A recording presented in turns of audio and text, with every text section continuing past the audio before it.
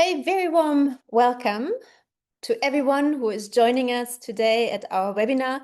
My name is Christina Voigt, and I am the chair of the IUCN World Commission on Environmental Law. And I'd like to very much welcome all of you and our speakers to today's webinar on the topic, the Plastics Treaty Negotiation from INC 5.2 and beyond. This webinar today is part of the IUCN WCEL webinar series titled The Transformative Power of Law Addressing Global Environmental Challenges. And in that webinar series, we always try to discuss recent developments in environmental law. You will find all previous webinars on the IUCN WCEL website, and also today's webinar is being recorded and will appear on our website in due course. You also find at the bottom of the page a Q&A function where we invite you to put any questions you may have to our speakers. And before we start, please let me express my gratitude for the help by WCL Executive Officer Roberto Cole for his support in organizing the webinar series, including today's webinar. The United Nations Environmental Assembly requested in 2022 in Resolution 5/14 the convening of an international negotiation committee to develop an international legally binding instruments on plastic pollution, including in the marine environment. This instrument is to be based on a comprehensive approach that addresses the full life cycle of plastics, including its production, design, and disposal. Now, according to the resolution, this instrument was to be adopted in 2024, but this has not happened yet. 6 negotiation meetings, or 4 plus 5, 1 and 2, have taken place so far, with the latest one, the second part of session 5, or INC 5.2, which took place in Geneva from the 5th to the 15th of August, about a month ago. The expectations were high that the instrument would finally be adopted, but again, this was not the case. At our webinar today, we will hear the reasons and insights and reflections on where the negotiations stand, what happened in Geneva, and what to expect next. And we will hear that from 2 experts that are deeply involved in this process. They will share with us their personal experiences from Geneva. I'm therefore very, very proud to have with us today Professor Alexandra Harrington. She is the chair of the IUCN WCEL Task Force on the Plastic Pollution Treaty Negotiations, and Karine Siegwart. She is the senior policy advisor at the IUCN Center for Policy and Law. I'm very much looking forward to your reflections and your report from Geneva, and I give you first the floor, Alexandra. Thank you so very much, Christina, and also thank you to Karine for joining again. I think at this point we are of one mind, so it's very nice to have the other part of my mind with me on this discussion. And also a huge thank you to Roberto, as always, for organizing this. Really, we do appreciate this opportunity to discuss what has happened. And I think it's so important for us to have this discussion, especially now, since I know it was a lot more press coverage of the INC process this time. There's a lot more media, there's a lot more kind of public interest as well. And that has spawned a number of different comments and critiques, many of them quite accurate and quite appropriate, but also some that are a bit wonderful headlines and very newsworthy headlines, but not necessarily reflective of the process. So we wanted to have this conversation and give a bit more of a sense of what the framing is, and then also our insights, as well as hopefully answering some questions from you. And we know that many of you will be perhaps watching this at a later time than our original webinar. So if you do have questions, please do feel free to get in touch with us. We're always happy to take those even after everything is over here on the webinar. And I think just to give a little bit of a sense of where our perspectives are coming from, um, Karine and I have both been members of the IUCN delegation for the INC process since the beginning. So since INC-1, which we'll set out on the road towards 5.2 with momentarily. But we also had the really wonderful fortune to be able to work both IUCN headquarters with Karine and also IUCN WCEL with myself as part of the AfriPac project, which is a project funded by the government of Norway, by NORAD, to allow us to work in conjunction with Grid Arendal to assist 5 different West African countries in the negotiation process. That project is now largely closed or in the process of closing, but it allowed us to work with the countries of Sao Tome and Principe, Cabo Verde, Guinea-Bissau, Senegal, and Sierra Leone throughout the process to assist them with legal capacity, certainly, and legal capacity building in negotiations, and also in starting to set the groundwork for what will come next. As well as actually being with them in the negotiations. And in that capacity, Karine and I had the opportunity to serve as legal experts for Sao Tome and Principe during some of the intercessional work that took place last year in Bangkok, which some of you may remember us discussing as well in the past. And then also actually allowed me to serve as a member of the Guinea-Bissau delegation this time to represent them on the legal drafting group as one of the members of the legal drafting group from Guinea-Bissau. And we did actually have work, unlike last time, we did actually have work at 5.2 for a legal drafting group rather than 5.1. We did have several articles come to us, so that was a step in that direction. But I did want to frame it because it really, from a legal and policy perspective, allowed us to play several different roles.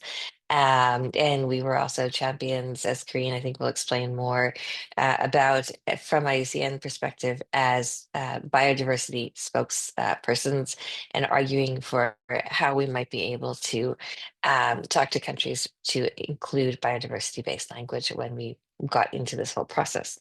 So we do have a number of different perspectives coming in here.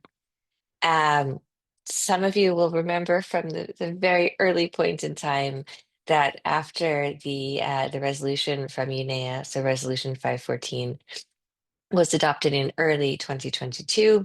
We had our first INC meeting. It seems impossibly long ago, and yet it was only a little over, well, under 3 years ago now, in Uruguay, in Punta del Este, at the end of November of 2022.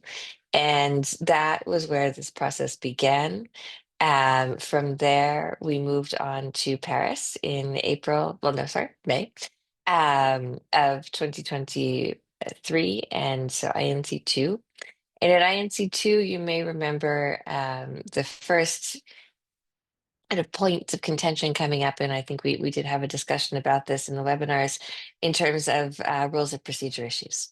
And this is where I think we saw the initial groundwork laid for some of the delays that we have seen in getting to the full negotiation of a treaty in the timeframe that was hoped for and envisioned in the UNEA resolution, because we saw that issues of rules of procedure, especially questions regarding voting rights, came up during that negotiation period, which was only scheduled for 5 days and managed to take almost half of that time, which meant that we had a very limited time for us to all sit down in person and negotiate.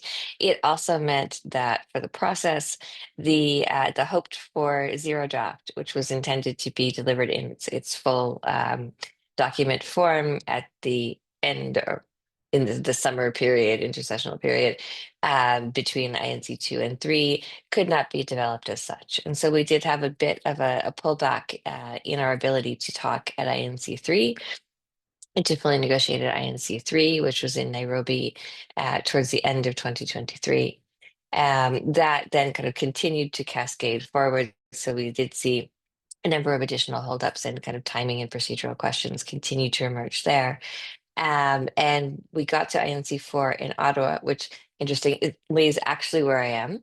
And Christina, I don't know, we did a webinar afterwards. Karine will certainly remember Ottawa well and fondly, or not, depending on what we're talking about, as a place where we saw our first full set of draft text, largely. There were still a few sections that were not filled in, but by and large, the full draft was negotiated here, discussed here for the first time. That is something that then led into the creation of intersessional work, which Karine and I had the opportunity to be part of in Bangkok, that focused on financing, and that also on one contact group, and also questions of plastic products, primary plastic polymers, and chemicals of concern. And from the beginning, those sections of both core obligations on the one hand and then financing on the other really did come into the fore as being critical to the negotiation process in critical areas of divide. And I know Karine will talk more about that. I will as well, in terms of what those look like. But those really were framing areas from the beginning. After we had that intercessional period, we had a compilation document come out from the Secretariat based on the Ottawa round, and that was over 70 pages of negotiating text for and envisioned for INC 5.1, or at the time, as we optimistically called it, INC 5. And that then led the chair of the INC process to create his own textual suggestion for areas that he felt there could be great convergence on moving forward in the round that did take place as INC5 in Busan in the Republic of Korea at the end of November into early December 2024. During that time period, we saw several different chair's texts proposed as well from the chair and his team during the negotiation process, and there was an agreement to use those texts rather than to use the compilation document because they were considered to be much more portable legal texts rather than the number of brackets that were found in the 70-some page documents that was compiled. At the end of INC 5, now 5.1, however, we did not have an agreement. Indeed, we did not really have a great deal of movement. And so there was an agreement by the INC itself, so all the member countries themselves, to hold open the meeting, to adjourn it to a time and date to be determined later. And then we all went our ways for the holidays. Several months later, it was announced that the 5.2 round would be in Geneva in August and for a much longer period of time. So for approximately 10 to 11 days, depending on how one classifies the pre-session day, as the negotiating round where we hoped to have a treaty text come out based on the final iteration of the chair's text proposed at the end of Busan. We had a very intense series of days, and we will both talk about those a bit more at the end, and in a very kind of intense last 48 hours, especially the last 24. We did have attempts to have some movement, but in the end, we did not. And so we will be opening with a 5.3 at a time and date again to be determined. It appears, based on the number of statements that were made during the course of the last 48 hours of negotiations, and especially in the closing plenary, that negotiation will pick up where we began in Geneva in terms of using the proposed chair's text from the 1st of December 2024, so coming out of Busan as the basis, potentially with proposals that were made during the INC process, INC 5.2 process, and some documents that were proposed by the Secretariat and the chair as annexes, but certainly not having a new text coming out at that point. With that, I will hand over to Karine and then jump back in, but I want to get to her perspectives as well. So Karine.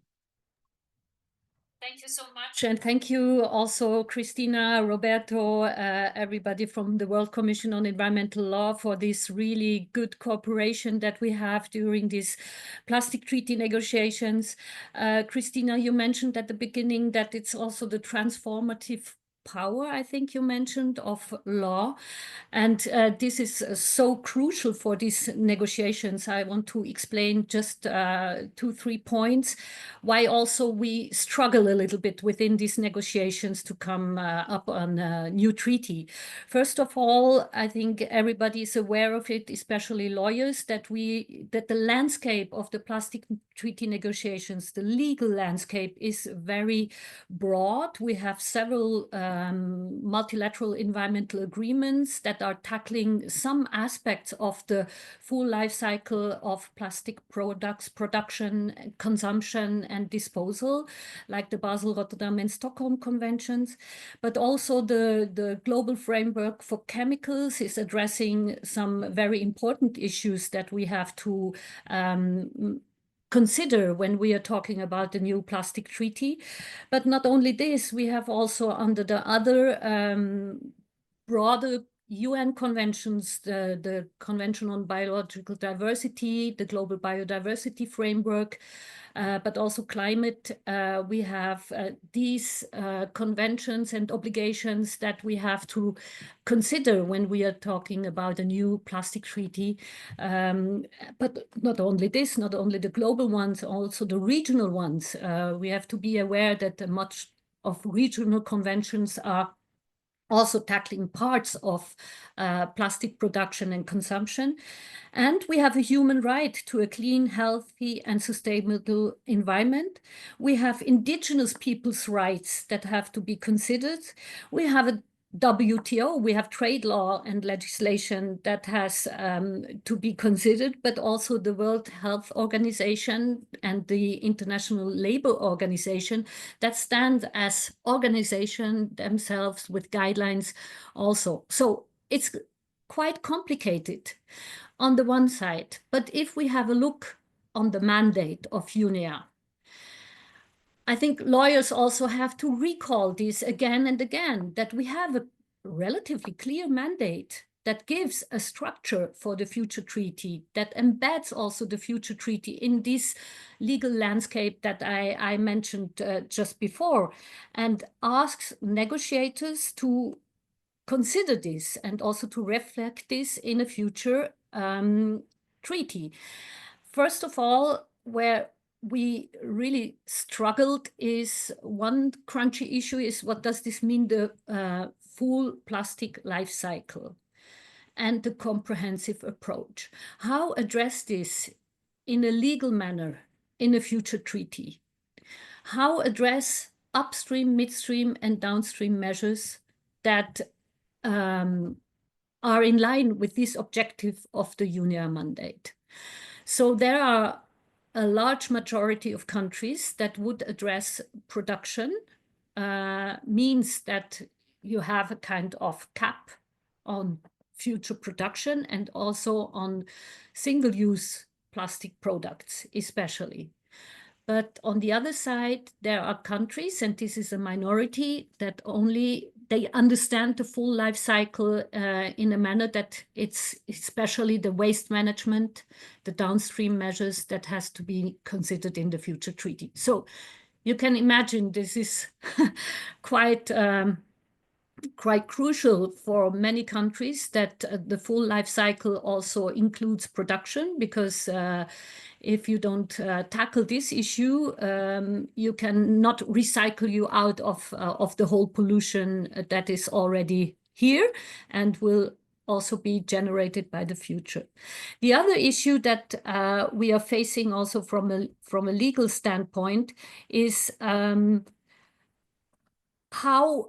deal with the convergence with other international treaty regimes that I mentioned at the beginning. How can we understand from or also promote from a legal standpoint within the future plastics treaty that it has to be coherent with, for example, the Basel, Rotterdam, Stockholm conventions that are addressing parts of it, means waste management and also the chemicals within plastic products. But also, how can we ensure that the future secretariat of the Plastic Treaty cooperates with other secretariats from multilateral environmental agreements? How can we ensure that organizations, like I mentioned, the World Trade Organizations or the World Health Organizations that are really critically for the implementation of the future treaty, how can we ensure that their governance structure are considered within the future implementation of the treaty? And then also the aspects, and this is related to this, how can we ensure that trade measures, for example, subsidies, are addressed in the future treaty? How can we ensure that human health and the One Health approach are addressed in the future treaty? Just transition means that also the informal sector, for example, but human rights are represented in the future treaty as they should, and also the indigenous people's rights. These were all questions that came up also regarding financing and the financial mechanism, where we didn't have consensus at all. I must say, I was quite frustrated by the new iteration and proposals of the chair's text coming up during this week of negotiations, because it was really a minimal proposal that had deleted everything that I mentioned now. Actually, it means the production or upstream measures, the chemicals of concern issues in products, but also health, human health, and especially also biodiversity. But also with regard to convergence with other international treaty regimes, it was quite unclear how the chair wanted to address this throughout the new proposal he delivered. And what we also have discussed, and Alexandra mentioned it at the very beginning, is the rules of procedure. We have, because there was that much no consensus in the room, that a lot of countries proposed that for the future treaty, the voting system should change, and means that if really after long negotiations, the countries couldn't agree, that a majority rule would come in and step in. But I think Alexandra can perhaps also explain a little bit more on this. So this is also a question for us lawyers. How can we draft a future treaty now, today? Do we want to continue with a treaty within the UN system, like we have done it so far, or are there possibilities outside the UN system? How should the procedure issues, means consensus versus voting, be addressed? But also what I mentioned at the beginning, the full life cycle approach, which means also circular economy solutions. How could we address this through a future treaty? What are the key issues within, meaning articles also within a future treaty that could deliver on this, but also the convergence with other international treaty regimes? What could and should we consider, especially from the Basel, Rotterdam, and Stockholm conventions? And finally, on the biodiversity and health issue, these cross-cutting themes, also human rights and indigenous people's rights, how could they be addressed, because they have to be addressed in this future treaty? So we will make from our side everything possible to help negotiators in the future to have this science-based, and I would say lawyer also deliver on science, sure, science-based products in briefs and also in webinars. And thank you so much for this today, because this perspective from lawyers and international lawyers is so important in order that we can bring forward from IUCN also these treaty negotiations in the future.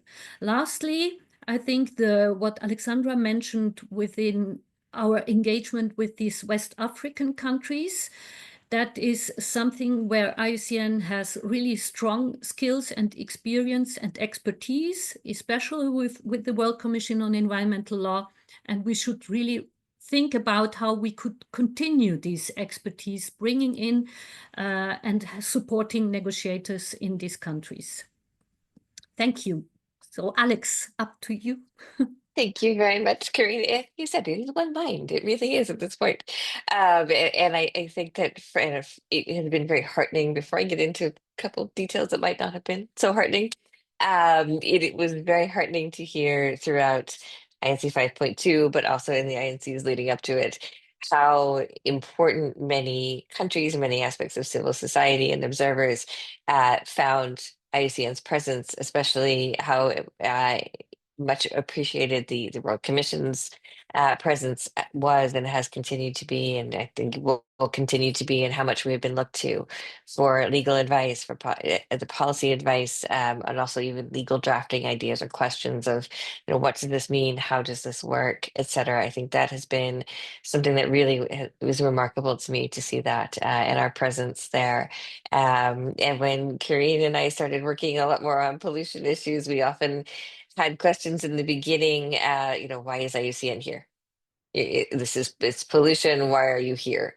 And now no one questions that anymore. And now we are, from WCL perspective as well as larger IUCN perspective, we are welcomed and expected at the table, and we are looked to as leaders. So that is a huge thing, I think, for all of us to know WCL and IUCN have been able to do together.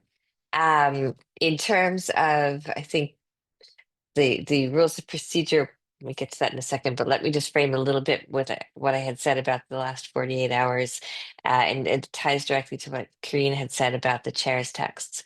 What we saw in the whole chronology, because we did have a number of days, but when we had a number of days, this is a wonderful thing. It's also not a wonderful thing, both because one would like to enjoy more of Geneva than we had the chance to during the summer, but also because it does often allow us to expand arguments to fit the time, rather than necessarily kind of ensuring that we move ahead. And so what we did see was the use of rules of procedure in a number of contact groups, or questions about rules of procedure internally, to delay many aspects of negotiations or to stall them around critical points.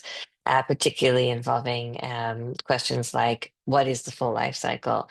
How do we incorporate the really core, the key elements of the treaty into the treaty itself? So how do we address the really fundamental questions of production and consumption, et cetera, and supply? As a result, we had a first stock taking plenary on the first Sunday, so like the middle day, actually Saturday, the first middle day. And there was a compilation document done then of all the proposals that had been made, but the vast majority of articles had not been addressed at that point. So with that in mind, and to try to advance things a bit forward, the chair announced that he would first offer a new proposal for text that was released, or scheduled to be released, on the 13th of August. We were supposed to close on the 14th. It was released in the midday period of the 13th of August. It was released approximately 45 minutes before the plenary session that was scheduled, when many of us had not had a chance to review it, and then we went into plenary. So there were a number of countries that were very unhappy, both with the timing, because they felt like from a legal perspective, they didn't have a chance to review or then also contact Capital for instructions. And also because in terms of the content, it was, as Karine mentioned, a very much shortened treaty proposal where we didn't have articles on many aspects of the upstream and even midstream life cycle. So it really was focusing as a downstream waste management life cycle based treaty. Things were omitted, like the health article that had been proposed was omitted, any reference to trade, and also even things that some small minority, but still a good amount of countries had been advocating for, like having exemptions to allow many developing countries to put into place the initial restrictions for the treaty had been taken out.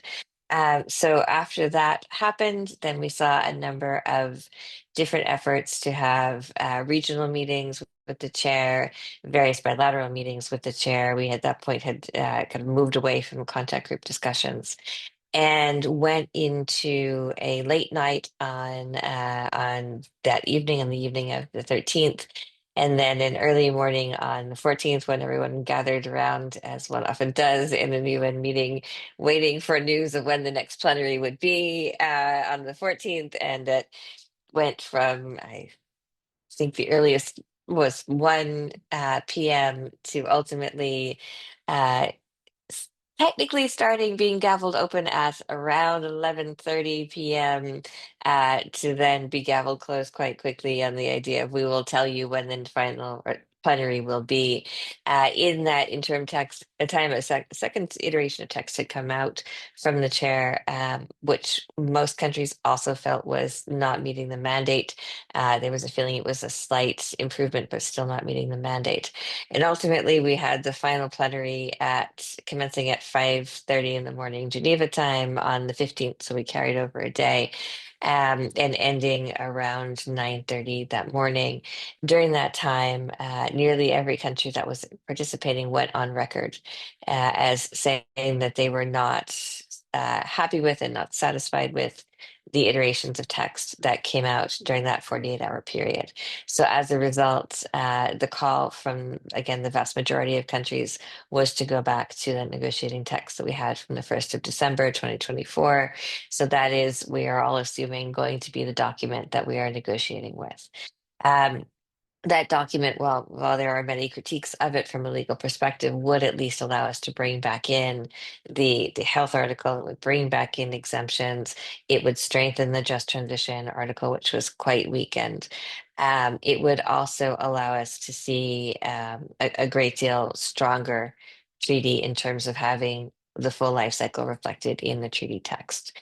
The rules of procedure issues outside of the contact groups really do focus on the question of the voting abilities. And again, the voting abilities that are under argument and discussion are those which we've seen coming out of the UNEA rules themselves and how UNEA conducts itself, and also how the vast majority of pollution treaties, certainly pollution-centered treaties, do conduct themselves in terms of specific language saying that every effort will be made to reach consensus for any particular issue, but that if all efforts at meeting consensus have failed or cannot be successful, there would be a workaround where there would be the opportunity to invoke a vote with potentially different thresholds, 2/3 versus majority, based on whether or not an issue is classified as substantive or procedural in nature by typically by the chair, but sometimes depending on the variant, also by the states themselves. And so that is the language that is under discussion and review, and really does come back at this point to our discussions again and again. And also just, I think, to highlight quickly two other points before hopefully we get some questions. And if not, I think Karine and I can talk about this for hours. But first of all, the question of, what comes next for this process is, I think, very important to frame. We have certainly been asked, WCL has been asked, and Karine and I are coordinating on to look at what various responses may be. We already have had, certainly from a WCL perspective, the development of kind of expertise in terms of what has come next in treaty negotiations that have stalled at this point in terms of either staying in the UN process or going outside. And we do have questions that come to us frequently in terms of how do we go outside. Obviously, that is not optimal. But how do we do that for the idea of advancing an issue that we all have identified as quite critical? I think one thing that if we're going to frame this discussion as very important to remember is that the UNEA 7 meeting itself will be taking place at the end of this year, so in early December in Nairobi. And that certainly will have the opportunity for any country which wish it, well, not sure will, but which wishes to put this on the agenda for a discussion to raise this. There is always the opportunity for states to offer text proposals in terms of amendments or changes to the resolution itself, Resolution 514. And we certainly have seen the statements in the last several days from Inger Anderson, who is the executive director of UNEP, saying that she will, of course, report back to the UNEA itself on what has happened thus far. So we could see that as a very important step for us in terms of trying to define what the future holds for the treaty negotiations, and whether there are requested additional sessions so we don't have a 5.10 or something like that. We actually have perhaps an open-ended option for negotiations, and perhaps also some clarity on the life cycle issue. And most likely we will not have a negotiation session until after that point, so we can see what the UNEA sense is. And one final thing that I did want to bring in is the work that we have done from WCL and IUCN together, and especially really been appreciated for WCL Voices, and Karine joining us as our. We cannot wait to actually have her join us as a member as well. Yes, like we keep trying to drag you over, we will. But the two areas of both subsidies work where we have done a great deal with the Quaker UN office, so CUNO, to really discuss what the legal parameters are and also what they aren't in terms of potential conflicts for WTO on subsidies and trade issues, and then also work with the youth, especially now the children and youth major group. I had this really interesting opportunity during the intersessional periods between INC 5.1 and 5.2 to actually convene an idea that was kind of created in Busan, sitting on a floor with one of the heads of the children and youth major group late one night to do a legal and policy negotiations boot camp for any interested people, typically those under 35, since that is the constituency for children and youth major group. But we ended up training negotiators as well from a number of islands in PCIDS area in particular, as well as many from Kenya, on how to actually participate in a negotiations process, what this looks like.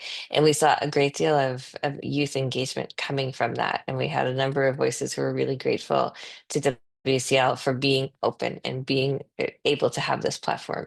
So I really do kind of want to highlight that as something that we have seen as a new partnership moving forward. I think that will very much continue, but an area that, since we've had such amazing growth in WCL as well, particularly with the early career mentoring, etc., I did want to raise this kind of connected circle, hopefully, that we'll see into the future, because I can never end my comments on a negative note. I just can't. So I have to find something positive, and that is a positive we can take away, if nothing else. So again, I know I've talked for a long time. So I'm happy to open if we do have any questions. If not, Christina, if you have questions, or I do Roberto, if you have have some questions. questions, but before raising these questions, and I invite our audience as well to pose questions in the Q&A. I just want to thank you both for the amazing work you're doing, and you highlighted this really well, Karine, when saying that. Or was it Alex? I'm not entirely sure, but in the beginning it was questioned what is IUCN doing there, dealing with pollution with plastics, and now there's even no question anymore. You're part of the process, and a very much appreciated and respected one. So I wanted to ask, in general, for our audience, how does IUCN work in this process? You mentioned that you supported a couple of West African countries, and in their delegations participated in a legal drafting group. But IUCN as IUCN, how do you participate in these procedures to raise the IUCN's flag and position? And the second question, also on process, and I do have a question on substance a bit later, unless somebody else asks a question.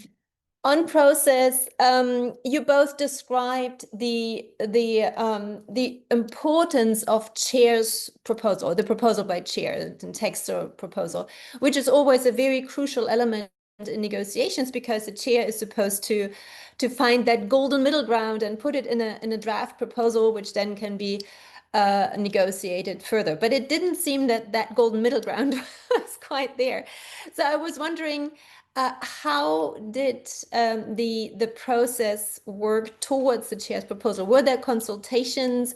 Were there possibilities to comment on the draft text, or was it just something that was then put to all parties to say, here, please, that is our proposal, move on with it? What is the next step? So first on the IUCN intervention, and then the process towards the chair's text. Shall I start with the IUCN delegation? Okay. IUCN is, as an organization, is an observer and is taking part in the negotiation as an observer.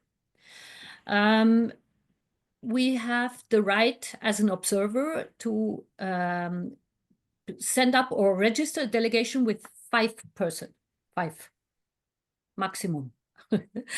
So this is interesting in 2 ways. A smaller delegation, perhaps a lot more pressure on the delegation because you have to follow the contact groups and everything.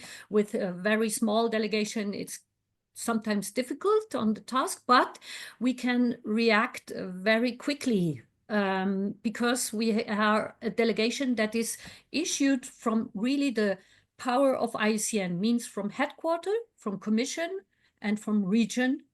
And it's a good mixture. And it was really a success story so far that we had this mixture of people coming from headquarter, from Center of Policy and Law, from economics team, from the ocean team, from the Commission with Alexandra from the World Commission on Environmental Law, and from the region, especially from the PACO region, means from the African region, but also in close cooperation with ARO, with the Thailand office, but also with South America office. And this exchange is very useful because the objective of IUCN's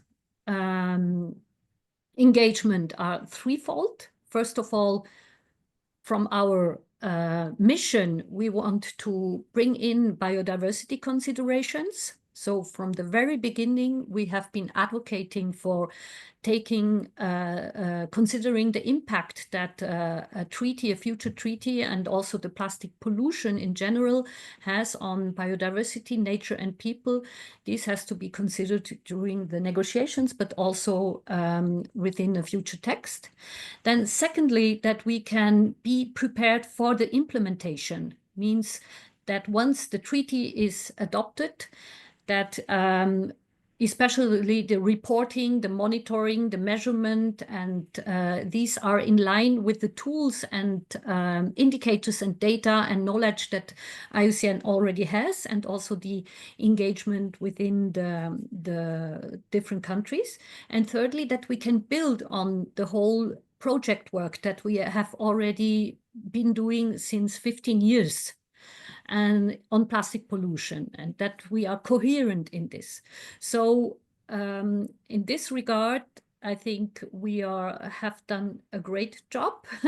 We have given some visibility to IUCN, and as you mentioned, both Alex and also you, Christina, at the beginning, it was not that clear what is IUCN doing in a pollution issue on circular economy and things like this, but the power of convening and the power of our projects and our regional presence makes that, and also the scientific knowledge that we have through the commissions, it makes that we are a good partner within these negotiations.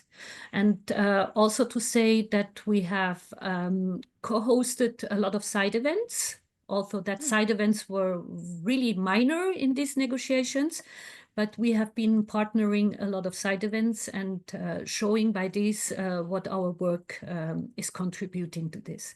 And for the other question, I would give the floor to Alex. On the chair's role, yes, that's... Yes. No, absolutely, definitely. And just to I think add one bit to the ASEAN discussion as well. we have produced over the course of the INC process, several dozen legal briefings for negotiators, which have been taken by many negotiators to heart, and which have been the basis of questions that they have asked us formally and also informally, because we have provided them that information. And we provided them that information, as we always do for IUCN and WCL, in the spirit of very much neutral language and neutral understandings of what the law is, where it can go, addressing issues that have come up during the negotiations, but always trying to be as neutral and fair as possible, which is, again, our mandate. And having countries as members as well obviously makes us much more measured in that way, but that also makes us much more appreciated in the legal setting, because there is an understanding that the information we are providing is really as those with legal expertise. And so I do think that's a really important point for all of our voices. Um, the views of the chair's text, perhaps not as hopeful as that last statement. The first round, the first draft that we did see on the 13th of August was very much kind of closed. It was written much more in consultation with the Secretariat, but also with the real team, the core team assembled by the chair. And it was given to countries with the idea of, I will give this to you. We will have some discussion in plenary, but very limited, although it became much more of a discussion because there really was so much unhappiness from the vast majority of countries at that point. And then following that, there were a number of regional and bilateral, so various national discussions with the chair himself, um, as well as a number of different discussions done after the chair left in regional groups, as well as other allies, other coalitions. For example, the coalition we've seen around financing, so GRULAC, which is Latin American and Caribbean countries, the African group of negotiators, and the AOSIS, so the small island developing states, especially the PSIDs, working together on financing proposals. So we saw a number of different conversations really kind of kickstarted by the chair's text. But since we were past the contact group meeting points, and since we were waiting for the next plenary, it was much more of a closed door set of discussions, and a number of different discussions that took place with the chair, and then also with each other, reflecting on that chair's text. So it did cause some issues, I think, with transparency for a number of countries. It also did call into question some aspects of the UNEA resolution mandate itself, because that mandate is very, very clear that there needed to be at the time, and then needs to continue to be, transparency in the process. And there was a great deal of concern about the transparency element in the adoption of the resolution. So I think we've seen a number of different concerns coming out of that, many of which were voiced when we had the final plenary, and when that last text was made available, which was made available at approximately 2 a.m. The chronology is seared into my mind. It's how I kept myself awake. I think Karine and I were messaging each other all the time about this, so we know these times well. But it was released shortly before the heads of delegation meeting at 2 a.m. So again, not a great deal of time to review it. And I think there also was a feeling there that there was a great deal of push to have this text released and then go immediately into the heads of delegation meeting without enough time to review it. So there was a lot of questioning as to whether that effort to have that golden middle was really put forward in the best possible way, or whether there were perhaps other options that could have been taken. Which is why I think when we got to that final plenary, it was such an unhappy one, and there were so many very unhappy states in a way that you often don't see in a diplomatic context. And I also do think, to come back to something that I said at the beginning rather cryptically, um, there were so many immediate news reports about the negotiations failing. And I think that those came out of the idea that A, we didn't actually produce a treaty coming out of the negotiations, but also B, this sense of a failure, quote unquote, because there was so much disagreement, and because those chairs texts didn't really bring the community of states together. Karine and I have talked about this a great deal. We put out our own statements in multiple fora, and I know given commentaries into various forms of media, really to try to counteract this idea of it being a failure.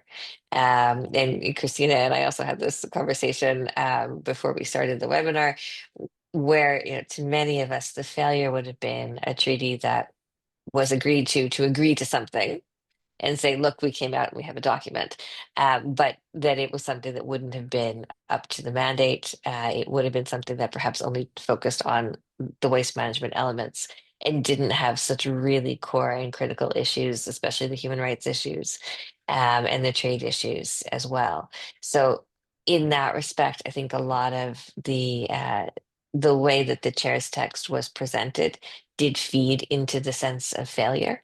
But I would not be happy to close in any way on that commentary without saying that it was not a failure. Because we did have what, no matter what else everyone else may have argued about, there was a general agreement that we needed a better treaty draft. And so that in and of itself, after multiple days and multiple hours without sleep, was a good thing, I think. Yeah, I hope. no, really, really interesting, your reflections, but both of you. But it also underlines the importance of draft text, right? And the role of the chair. It's absolutely crucial, and it can really go both ways depending on how well aligned the chair's text is with the general notion in the room. And we've seen it in the Paris Agreement negotiations. We've seen it at BBNJ, where that a lot is driven by that or the repetitive chairs proposals, which then move hopefully the negotiators closer to agreement. Looking ahead, you already indicated, well, that there will be 5.2, INC 5.3, not clear yet when, but perhaps the negotiations will again be based on the text from, what was it, December 2024. Not exactly a step forward, but let's take a break, pause, get back to where we all were happier with what we had than now. That's interesting. So what are your perspectives and expectations on moving forward? Is it trying to negotiate a strong and detailed treaty or instrument based on the elements in the mandate? Or is it perhaps going a bit more lighter, like more of a framework treaty where the elements of the mandate are included, but not in all detail, maybe to be specified through later protocols or implementing agreements, so that it's kind of pushed down the timeline? We agree on the general overarching elements now, but the details come later. We've seen that many times. Or is it, and that would be a third alternative, as I think, Karine, indicated, is it perhaps to take it out of the UN and have it externally, maybe with an ally of the willing, a coalition of the willing, or regional initiatives? There was a question in the chat by Gert Winter, to what extent we should maybe focus on the EU and EU regulation, because that's very strongly connected to markets and impositions of, or the possibility to impose border measures if that's necessary.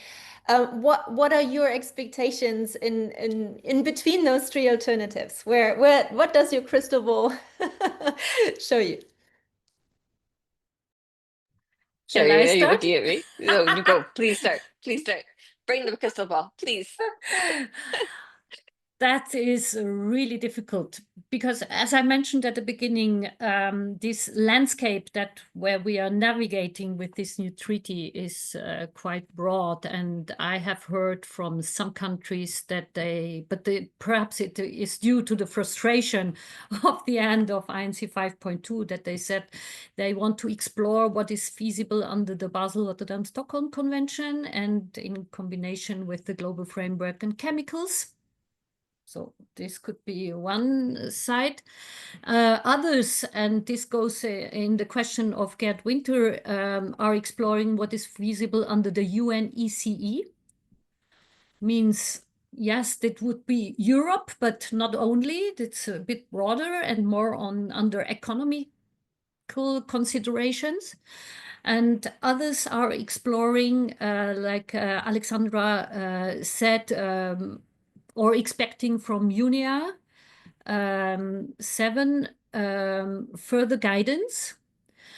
And others are really exploring what can we do about outside the UN system with the coalition of the willing, because we must say this coalition of the willing, these are quite a lot of countries, about over 100.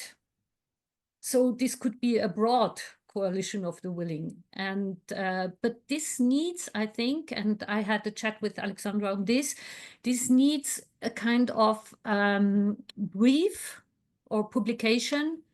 If we have some model from earlier, or how could this be done, the process to this kind of agreement. My expectation, I think from IUCN, we should also use the Congress, because we have a strong motion there that is exactly asking a little bit your question you had, Christina, or giving also IUCN a kind of mandate to deliver on these questions, where and how. So this would be, for me, really a first step to have our community with the members to have a look. Is it the EU direction, or is it something else that we can work further on it? But I want to give Alex also. Thank you. And again, the one mind works. No, I think first of all, we will be putting out very soon a brief on this, and I've already done a great deal of background so that I can at least share the teaser of, yes, there are examples, not from the environmental context as much, but we do have other treaty examples, the Landmines Convention and the Cluster Munitions Convention being, I think, the most prominent, where we saw very similar situations happen. And the decision was made to go outside, so to speak, to negotiate, but then loop back into the UN system for actual implementation and compliance aspects, and for secretariat aspects. And that has worked reasonably well. Of course, this is a much more complex issue, and it touches on a number of far more wide-ranging areas than the military context. So it is a more difficult discussion to have, and I certainly think it's something that we are all very aware of the gravity of having, and the idea of actually moving outside of the UN system not being something to be taken lightly, but certainly something that since it is responsive to a number of queries, something that we do have to discuss, and we will discuss. And I think that actually to the question that was posed by Garrett actually points a really kind of strong middle ground moving forward, which is that we most likely will have this discussion in any form, whether it's under the umbrella of UNEA and UNEP, or whether it is outside, for at least several years more to come. This is a very complex issue. We know this. The legal and regulatory aspects of it will take a while to fine tune. Whether we use a framework agreement, or even if we try to use something that is more specific, not only in terms of negotiating the treaty text, but then getting to the ratification numbers needed for it to be able to enter into force and then come into effect. And in the meantime, I do think that there is an important middle ground to be played by regions, by countries that are very strong, by regions. And it's certainly a place where we are happy to put our voices. Karine and I do so much work together at this point in pollution. We are happy to put our voices and our expertise as well, to work with regions, to work with countries, to try to develop that middle ground, so that in the future, no matter where the treaty comes from, we really do have a sense that well over 100 countries want an ambitious treaty. So I don't think it's a question of if it will come, it's a question of when it will come. And in the meantime, we can find ways to work with regions and to work with countries themselves to start creating domestic laws that work well, regional system-based laws that work really well, so that when we are able to tie them to a treaty, we can do that in a way that is really coherent, and advances the goal of the treaties as well as the national and regional goals at the same time. So I really don't think, in answer to Garrett's question, it's an either or. I think it's very much an all working together to try to advance the problem on so many different layers and in so many different legal fora. It is an environmental problem, but it has tentacles in many different areas. And so we do have to kind of find ways to draw them all in.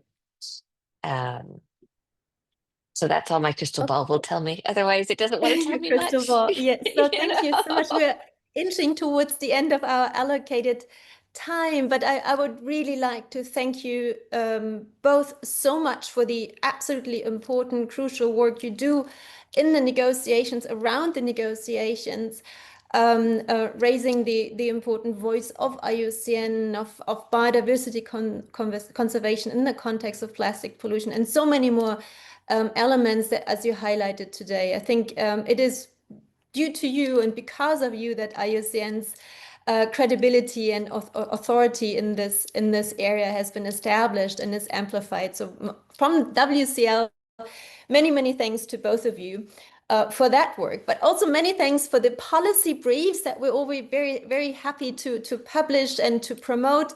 And as you said, Alex and Karine, they are being used, they are being read. We get a lot of questions about them and how to access them and so forth. So thank you also for that capacity building outreach work that you're doing. And third, thank you so much for taking your time with us today. I know it's very early for you, Alex. It must be like 5 in the morning or something. Yes, it is. So thank you so much for being with us. It's wonderful to having had this conversation. It really helped understanding where we are, what to expect, what are the fault lines, and hopefully also where to overcome them. So thank you for all that you're doing. Many thanks as well to our audience today, for those who could be with us here. But also, as I said in the beginning, this is being recorded. It will be put out on the website to be listened and watched at some later date. And with that, many thanks and see you soon. Bye-bye. Thank you. Bye.